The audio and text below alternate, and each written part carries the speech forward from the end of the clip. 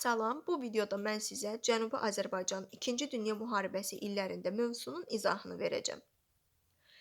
Cənubi Azərbaycanda 1796-cı ildən 1925-ci ilə qədər Qacarlar dövləti mövcud olmuşdu.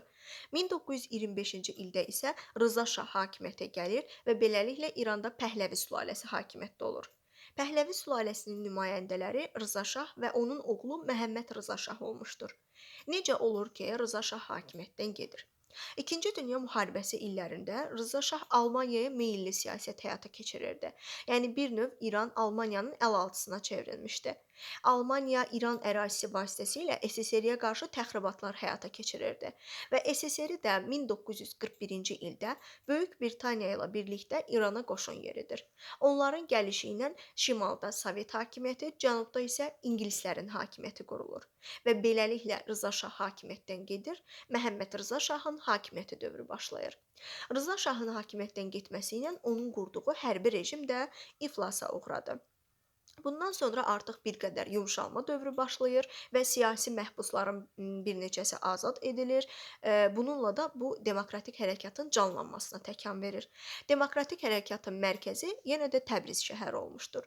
İlk vaxtlar körtəbii xarakter olsa da, daha sonra mütəşəkkil xarakter almağa başlamışdır.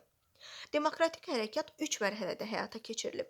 Birinci mərhələ 1941-1945-ci illər, ikinci mərhələ 1945-ci ilin yayından 1945-ci ilin dekabrına qədər, üçüncü mərhələ isə 1945-ci ilin dekabrından 1946-cı ilin dekabrına qədər davam etmişdir. Hərəkatın birinci mərhələsində sadəcə mədəni quruculuq işləri həyata keçirilmişdi, həmçinin də qəzet, jurnallar və s. bunlar çap edilmişdi. Hərəkatın ikinci mərhələsində isə Şah hökuməti hərəkatı boğmaq üçün terror hadisələri, etnik qarşıdurmalar və s. törədirdi ki, bu hərəkatı yatırsın. Lakin bunların heç bir təsiri olmur. 1945-ci ilin sentyabrında Azərbaycan Demokratik Firqəsi, yəni partiyası yaradıldı və onun sədri Seyid Cəfər Pişəvər olmuşdu. Hərəkatın rəsmi mətbuat orqanı Azərbaycan qəzeti olmuşdur. Bundan başqa fədai dəstələr də yaradılmışdı.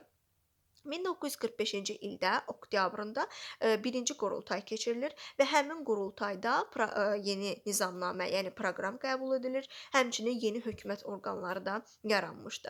1945-ci ilin noyabrında isə Azərbaycan Xalq Konqresi çağırıldı və Azərbaycan Xalq Konqresi də özünü Müəssislər Məclisi elan etmişdi. Müəssislər Məclisinin bəs vəzifəsi nə idi? Vəzifə Milli Məclisi çağırmaq, həmçinin milli hökuməti yaratmaq idi. Və 1945-ci ilin dekabrın 12-sində Milli Məclis çağırıldı. Orada isə milli hökumətin tərkibi təsdiq edildi. Yəni milli hökumət yaradıldı. Bu yaradıldığı tarixdə 21 Azər hərəkatı adlandı. Niyə görə? Çünki İranda həmin ay Azər ayı adlandırılır. Buna görə də 21 Azər hərəkatı adlandırılmışdı. Bundan sonra artıq hərəkatın 3-cü mərhələsi başlayır və hərəkatın 3-cü mərhələsində əncümənlər yaradılmışdı, milli hökumətin yaradılması ilə yəni başlamışdı. Bu milli hökumət də 10 nazirlikdən, Ali məhkəmədən və baş prokurorluqdan ibarət idi. Milli hökumətin məqsədi nə idi? Yenə də tələb edirdi ki, Cənubi Azərbaycana İranın tərkibində muxtariyyət verilsin. Yəni muxtariyyətin verilməsini tələb edirdilər. Daha sonra 1946-cı ildə milli hökumət iqtisadi, mədəni sahələrdə bir sıra islahatlar həyata keçirildi. 1946-cı ilin yanvar ayında dil haqqında qanun qəbul edildi. Dil haqqında qanuna əsasən Azərbaycan dili rəsmi dil elan edildi.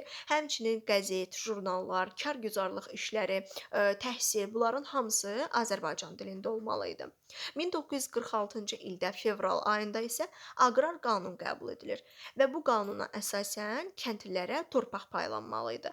Bu torpaqlar da həm dövlətə tabe olmayan mülkiyyətçilərin, həm də dövlətin öz torpaqları hesabına verilirdi. 1946-cı ilin may ayında əmək haqqında qanun qəbul edildi və 1946-cı ilin iyun ayında isə Təbriz Universiteti fəaliyyətə başladı. Hərəkatın 3-cü mərhələsindən sonra ümumiyyətlə burada hərəkatı dəstəkləyən dövlət hansı idi? SSR. SSR bu hərəkatı dəstəkləyirdi və Şah hökuməti də məcbur olur ki, SSR-yə güzəştlər getsin ki, o da hərəkatı dəstəkləməkdən, yəni əl çəksin. Buna görə də Şah hökuməti ilə SSR arasında müqavilə imzalanır və həmin müqaviləyə əsasən SSR-yə, yəni Sovetə Xəzər dənizində, İranın şimalında neft çıxarmağa icazə verilir. O da əvəzində buranı tərk etməli idi. Sovet qoşunları buranı tərk etdikdən sonra 1946-cı ilin 12 dekabrında Şah hökuməti daxil olur Təbrizə. Burada hərəkat yatırılır, edam edilir o milli hərəkatın başçıları və Seyid Cəfər Pişəvəri də 1947-ci ildə Gəncədən Yevlağa gedən yolda müəmmalı şəkildə öldürülür.